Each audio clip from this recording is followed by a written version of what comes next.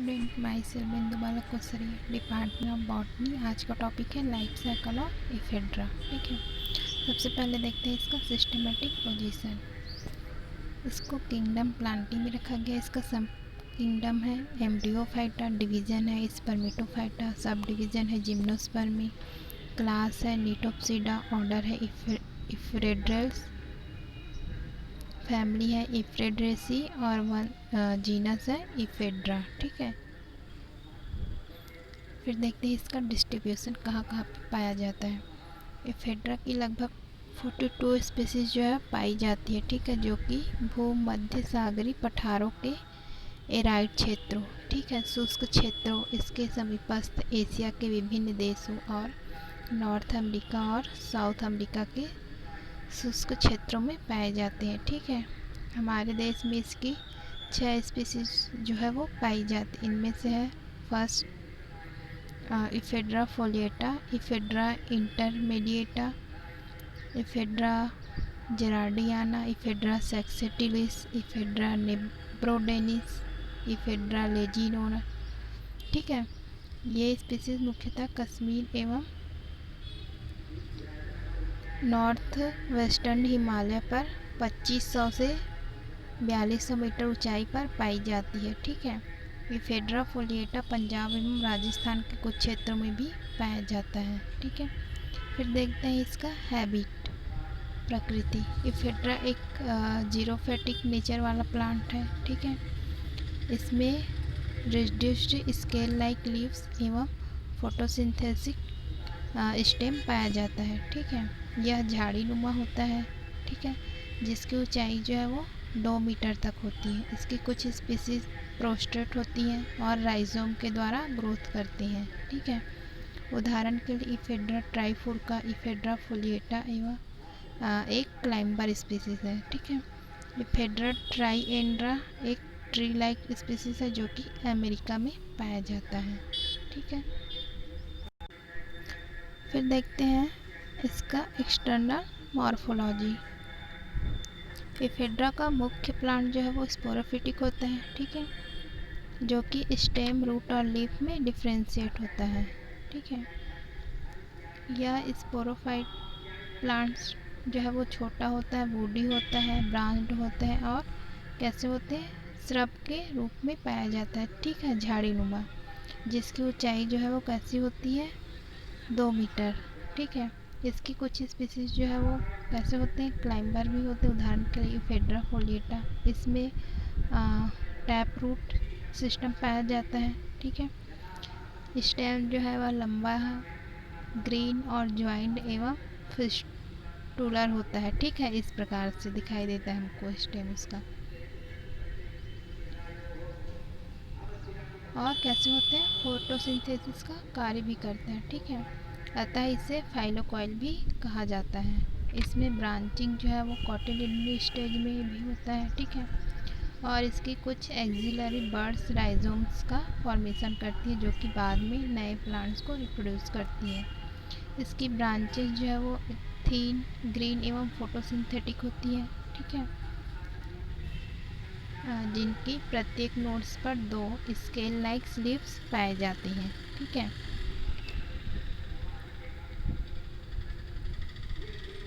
ये लीव सामान्यतः अपोजिट एवं डेक्यूसेट क्रॉसित में अरेंज होते हैं। ठीक है, और आपस में आधार पर जुड़कर एक छोटा लीफ बेस बनाते हैं। लीफ में पैरेलल वेनेशन पाया जाता है। ठीक है, इफेड्रा की शाखाएं स्केल लीव्स के अक्ष से निकलती है। ठीक है, जो कि इक्विसिटम के समान दिखाई देती है।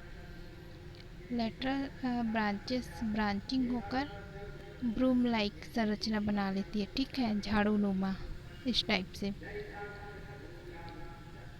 ब्रांचेस के एपिकल बड्स में 4 से 5 अनडेवलप्ड नोड्स प्रेजेंट होते हैं।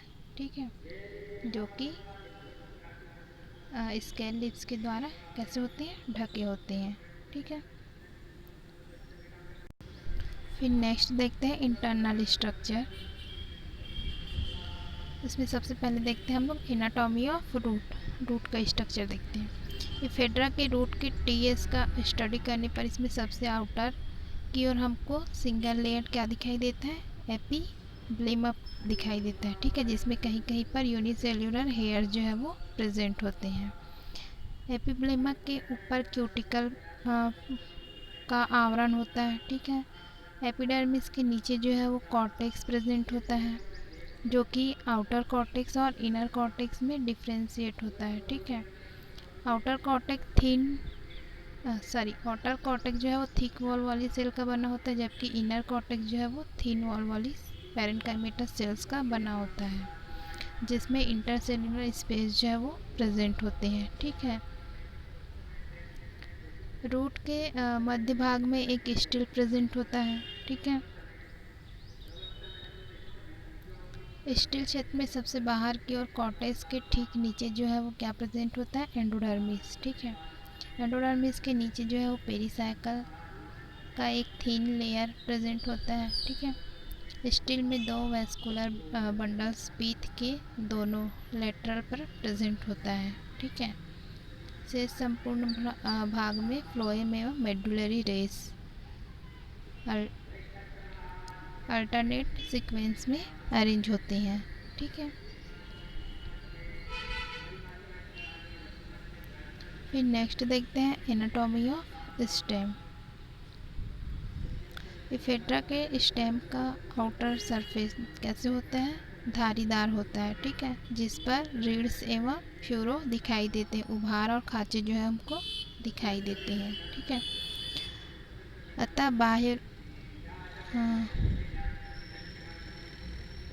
अतः बाह्य रूपरेखा में, ठीक है, इसका आउटर डायग्राम देखते हैं तो इफेड्रा का स्टेम इक्विसिटम के समान ही दिखाई देता है हमको, ठीक है। स्टेम के टीएस का अवलोकन करने पर इसमें बाहर से अंदर की ओर जो है वो बहुत सारे स्ट्रक्चर हमको देखने को मिलते हैं। इसमें सबसे पहले हम देखते हैं एपिडर्मिस।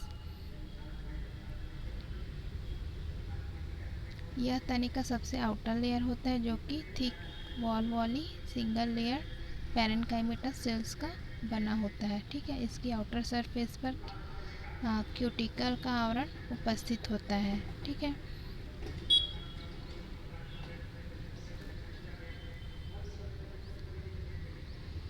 एपिडर्मिस में उपस्थित खांचों में सर्कुलेट पिट में धसे हुए सनकेन स्टोमेटा भी पाए जाते हैं, ठीक है। फिर नेक्स्ट देखते हैं हाइपोडर्मिस।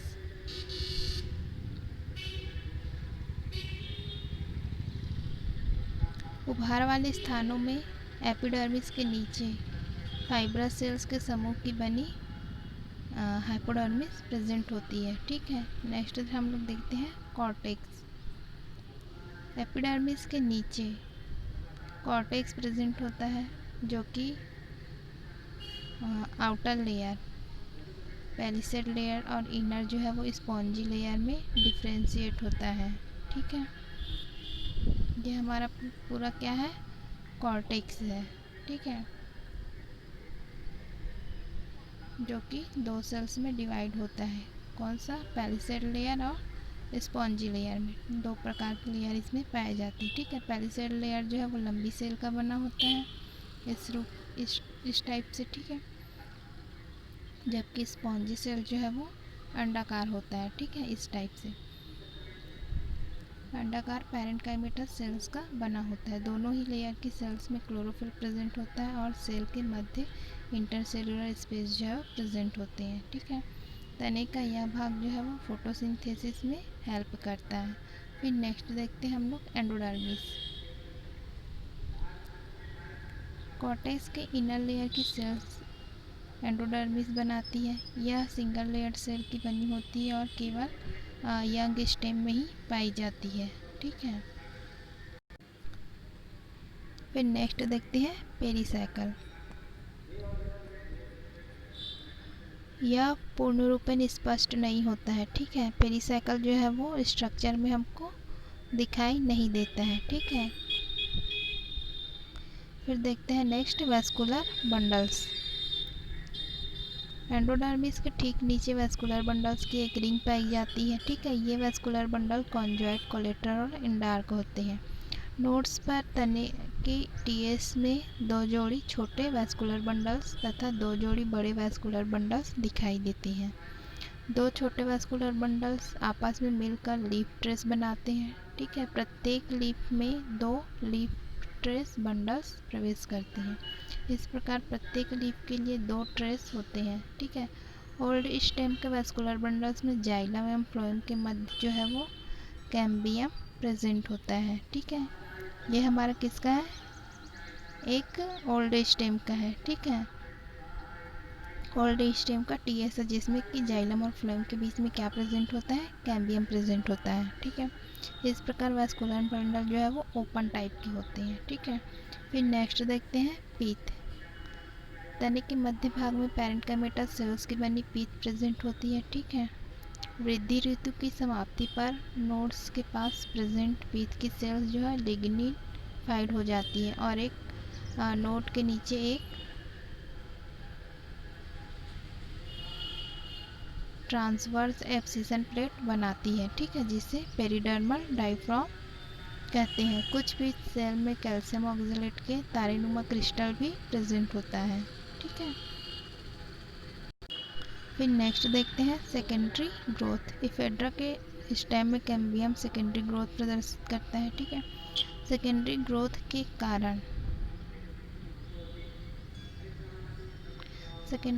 कारण स्टेम की मोटाई में क्या होती है, वृद्धि होती है और एनुअल रिंग का फॉर्मेशन होता है। ठीक है, इस एनुअल रिंग के कारण ही हम किसी भी प्लांट के आयु का पता लगा सकते हैं। ठीक है, पौधे की आयु 50 वर्ष से अधिक नहीं होती है। ठीक है, इफेड्रा के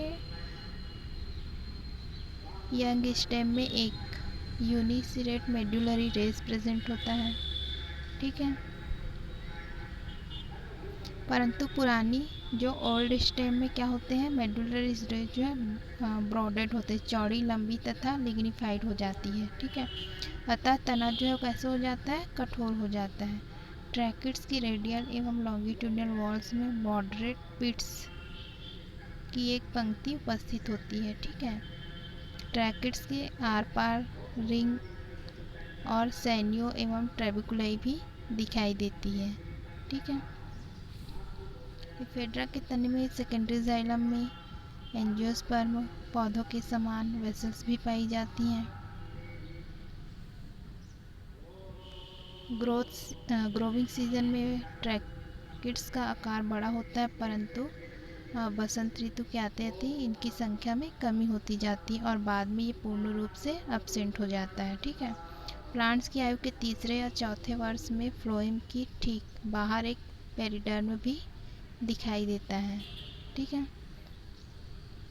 जो कि स्टोन सेल्स का बना होता है। पेरिडर्म के फॉर्मेशन के कारण उसके बाहर स्थित सभी टिश्यू बाहर खिसक जाते हैं। ठीक है, एक इसका डायग्राम है। सेकेंडरी ग्रोथ के बाद स्टेम का जब हम टीएस कटिंग करके देखते हैं तो हमको इस टाइप का स्ट्रक्चर दिखाई देता है। ठीक है, जिसमें कि आउटर लेयर इसका एपिडर्मिस प्रेजेंट होता है, जिसमें कि हेयर्स प्रेजेंट होते हैं, सनकिन स्टोमेटा पाया जाता है, क्यूटिकल प्रेजेंट होता है, फोटोसिंथेटिक टिश्यू पाए जाते हैं। ठीक है, हाइपोडर्मल स्ट्रैंड पाया जाता है, कॉर्टेक्स प्रेजेंट होता है, सेकेंडरी फ्लोएम प्रेजेंट होता है। ठीक है, और सेकेंडरी जाइलम भी प्रेजेंट होता है। इन दोनों के बीच में क्या होता है, कैम्बियम प्रेजेंट होता है। ठीक है, लार्ज पीथ प्रेजेंट होता है। ठीक है, वेसल्स प्रेजेंट होते हैं। ठीक है,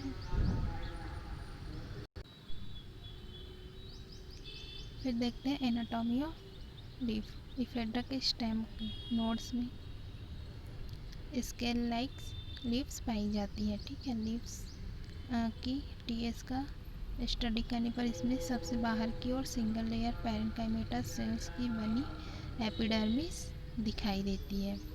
ठीक है, जिसके ऊपर क्यूटिकल्स प्रेजेंट होते हैं। एपिडर्मिस में कहीं कहीं पर सनकिन स्टोमेटा भी पाया जाता है। ठीक है, स्टोमेटा के नीचे एयर चेम्बर प्रेजेंट होता है। ठीक है,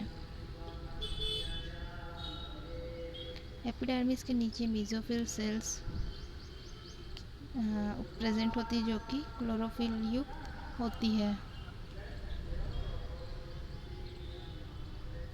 इसमें लार्ज इंटरसेलुलर स्पेस भी पाया जाता है, ठीक है। मेसोफिल लेयर के नीचे मध्य भाग में स्पॉन्जी पैरेन्काइमा का बना भाग प्रेजेंट होता है, जिसमें 2 closed collateral vascular bundles present होते हैं, ठीक है।